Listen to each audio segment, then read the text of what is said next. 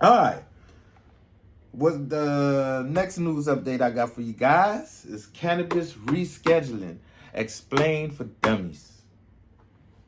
We ain't no dummies, but 101. For the people that don't know nothing about this, they come into the community too. You know, and if you don't smoke and you're here part of the community, let me know. You know what I'm saying? Put it down low on the thing if you're just here for entertainment. Uh, Let me know. So in the last few days, you have most likely heard the news or even seen the video of the president signing a little piece of paper begging for me to do this. He is pushing for the biggest change in the entire cannabis industry in the 20-30 years that it's been legal here in the United States. Now, it hasn't been enacted yet, no laws have changed yet, but it does appear that cannabis is going to be rescheduled from a Schedule 1 drug to a Schedule 3. We're gonna talk about what that means, who it helps, and at the end, we're gonna go through a little speculation, maybe even a little conspiracy here and there to see what this all really means, and we're gonna try to do it as fast as possible. So this all started over half a century ago. In 1970, Congress enacts the Controlled Substances Act, which places marijuana on Schedule 1, which means it had to meet 3 different criteria. 1, it has no medical uses. 2, it is highly abusive. And 3, even under medical supervision, it is not safe to use. So you can probably see that a lot of things have changed in 50 some years. I would argue it doesn't fit any of these 3. For reference, other substances that are also on Schedule 1 are things like heroin, MDMA, psilocybin, and I'm sure a lot of us can actually argue that those last 2 actually do have some medicinal benefits. Basically, Schedule 1 just says this has no medicinal properties whatsoever. It's a big time felony if you get caught with them. Research is extremely limited, if even allowed at all. And the biggest thing that we'll talk about later is the certain tax restrictions that are placed on businesses. Now, the president himself, with just a signature, cannot reschedule anything on that list. But what this executive order does is it pretty much nudges the DOJ, it nudges the Attorney General, it nudges a couple other government agencies that can do this, and he says, yo, I want this to happen. And you know how the government works, they're sucking the teat.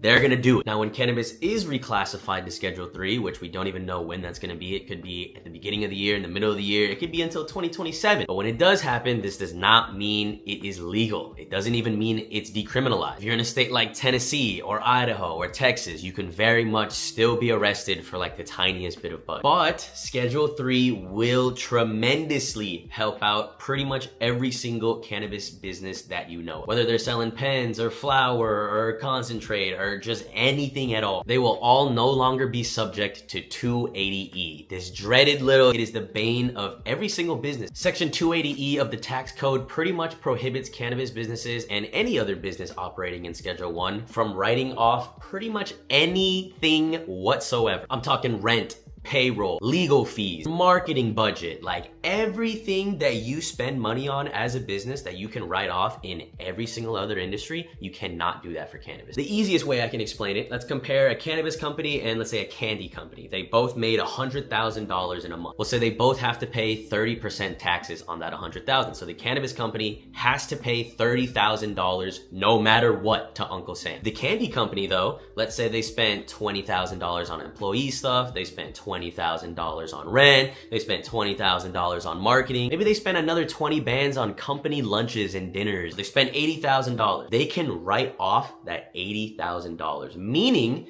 that the only amount of money that they have to pay taxes on is $20,000. Only has to pay $6,000. And they both made $100,000. So you can imagine when you start getting into the millions, these numbers start to scale up a little bit. Cannabis companies are just screwed. Every company that you know of, even the ones that you think are like mega successful and they're at the top of the shelves and they're always at the top of the little sales list, they're still struggling to stay above water because they have to pay so much tax. They can't write anything off. If you've ever wondered why you see a brand on the shelves for a year, maybe 2 years, and then they're gone, it's because every single brand is just trying to survive. They're trying to out-survive each other. They're not trying to thrive and make a lot of money. Every single canna brand is just trying to stay above water. The day that this 280E is gone, millions, maybe even billions of dollars of cash flow is just immediately unlocked. This is gonna help your favorite brand or even the smaller craft brand stay alive, still keep operations going, which is a good thing. So even if you're not a business owner saving money from this, you're still a consumer and it's gonna help your favorite products stay on the shelves long. The next biggest thing is research is unlocked. Federal funding for research is unlocked. If you've ever wondered, I wonder what this distillate pen is really doing to me and my lungs, we just don't know. We straight up have no idea. There's no trials, there's no research, there's no this whole scrometing thing or this whole CHS thing. We have no idea what causes it. It's just unknown. It could literally come out in 25 years that we're all screwed, like one of our lungs is gonna pop off just because we were smoking pens. And we wouldn't know. We wouldn't know because there's no research. I'm pretty sure the only studies that are allowed are like really small, private, self-funded studies. But you can imagine once federal funding is involved, maybe universities can conduct studies. Maybe giant research labs can conduct studies. We'll have sample sizes of thousands and tens of thousands instead of like 100. I think one, this will make the plant that we consume a lot safer, make people tweak out a lot less. I think it's just gonna be better overall for the health. But two, it might just make products a little bit better. Like what if we find a new little cannabinoid that attaches to our brain a little better? And people are talking about weed being super crazy and supersized now. Like imagine we can get some research in there. Imagine when it gets like super GMO'd and we're just like drooling all over ourselves. I'm kind of down. And last but very not least, that kind of goes along the point one, it really only helps businesses, but banking, funding, investing, just getting capital in general was once a really, really it is still a really, really difficult thing for cannabis, but I think VCs will be a lot more eager to dump money into it. I think exits are gonna be a lot easier. There's just gonna be a lot more cash in this industry for sure, which is better for, I think, everybody. Now, those are the main three things. Like I said, it's still not legal. You can still get in trouble for it depending on where you are. If trickle-down economics kind of does work, then we'll maybe see prices decrease. Like if these companies are pocketing so much more money, then theoretically they can drop the prices, but we all know they're probably gonna keep their profit margins the same. At the end of the day, we're gonna have to see what happens because it's not official yet, but what we can do is speculate a little bit. We can conspirize. Is that the word? Is that a verb? I don't know. We can talk about it a little bit with our little tinfoil hats on. The first question is, Eric, why would he do this? Like, it's definitely not Donald being like, oh, I love my stoners, like this is for the people. It's definitely not that. You always gotta follow the money trail. In my mind, he has very, very big donors / friends from big alcohol and big pharmaceutical. These large conglomerates see the potential of cannabis. They see how much money it's making. They see how much it's generating, but that 280E really just made it not worth it for them. I'm sure Marlboro, big tobacco, can come in and buy a lot of cannabis businesses and just make it into one big conglomerate, but it's really not worth it because they're damn near gonna be losing money because of the tax things. But now that that's gone, this perhaps gives an opportunity for a very, very select few number of companies to come in and swallow different parts of the market because it's worth it for them now. That's the main thing. But two, and shout out to my friend Bree for finding this, I've not seen anyone else talk about this at all. A brand new website just popped up with the official .gov domain, so you know it's officially from the government, and it's called TrumpRx.gov. You can start getting your medicine straight from Donald, straight from the government, apparently. Now that is very, very interesting. Maybe he didn't even want to help out his homies. Maybe he's cutting out the pharmaceuticals and maybe he just wants to pocket it for himself. You're gonna get that Trump OG and you're gonna fucking like it. And it might even be cheaper than what you can get at the dispensaries and stuff. Like, I don't know what's going on with that website, but that's interesting. I think the biggest thing perhaps that I'm scared about is if you look at other substances that are on Schedule 3, you have things like ketamine and codeine. I mean, Schedule 4 is Xanax, so cannabis is still above Xanax somehow. But my thought is that every other substance on Schedule 3, you need a prescription for. It's not recreational. You can't just go to the store and get it. These are medicinal products through and through. And that kind of scares me. Like, will that limit access to cannabis in the future? I don't think it'll change up the current states. I don't think it'll change up any current regulation or any current markets. But what if Texas wanted to legalize in a couple years? Will new legalizations have to follow Schedule 3 guidelines instead of Schedule 1? Who's gonna be able to access it? How much is it gonna be? These are things we just straight up don't know. We're gonna have to wait and see, which kind of sucks. Honestly, the thing that scares me the most is the big conglomerates, like the big scary pharma and tobacco and everything getting into it, because like they have the money to make your products extremely cheap, right? Are you really gonna shop from your local favorite grower or the craft grower or the grower that puts a lot of effort into the bud? Or are you just gonna get a $10 to $15 eighth? And don't lie, I know the answer. Like I've researched every market in every single I know the answer. Most of you are not gonna care. You're gonna buy the eighth from CVS, from the unknown brand, because it just fits your budget a little bit better. And that's fine, like that makes sense. That's how 90% of the market shops. I just need a promise from at least one or two of you, maybe a couple of you, that you will continue to support the small business, the local business.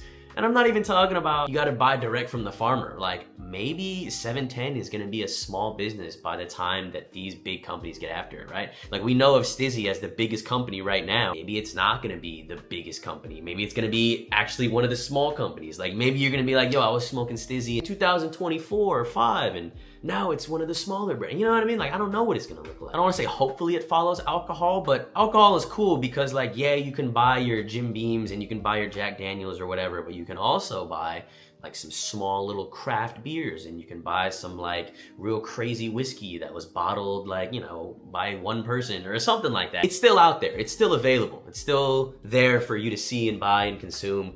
And I hope it stays like that. I don't know. It's scary times, but at the same time, it's kind of not scary times. We're just gonna have to see. Like, there's just nothing but speculation. We have no idea what it's gonna be like. Like I said, it's not even enacted yet. What if the government's just like, you know what? Fuck that executive order. We're not gonna do that. Then we're all just talking about this for nothing. I don't know. That's gonna be the video though. This video was way longer than I thought it was gonna be, but hopefully I explained some things in a way that makes sense. Thank you guys so much for watching another video. If you're wondering what kind of hoodie I'm wearing right now, it's my own hoodie, my own apparel. You can use the code HOLIDAYS. We're doing a little Christmas kind of, Kwanzaa, Hanukkah kind of sale. Fully embroidered, insane quality, ships same day or next day. We got embroidered right here, our fall winter collection. We have tons of colors. It's a good time. It's a good time. I hope you guys have the best holidays. I hope you're staying really high. And I hope that the future of cannabis in this country is gonna be beautiful and amazing. And I hope there's room for me and you and everyone else to have a good time in it and maybe even make a little bit of money. I love you guys so much. Thanks for watching another one. Hope you learned something today. If you did, make sure to leave a like, comment, subscribe, all that. I'll see you in the next one. Peace. Have a good one.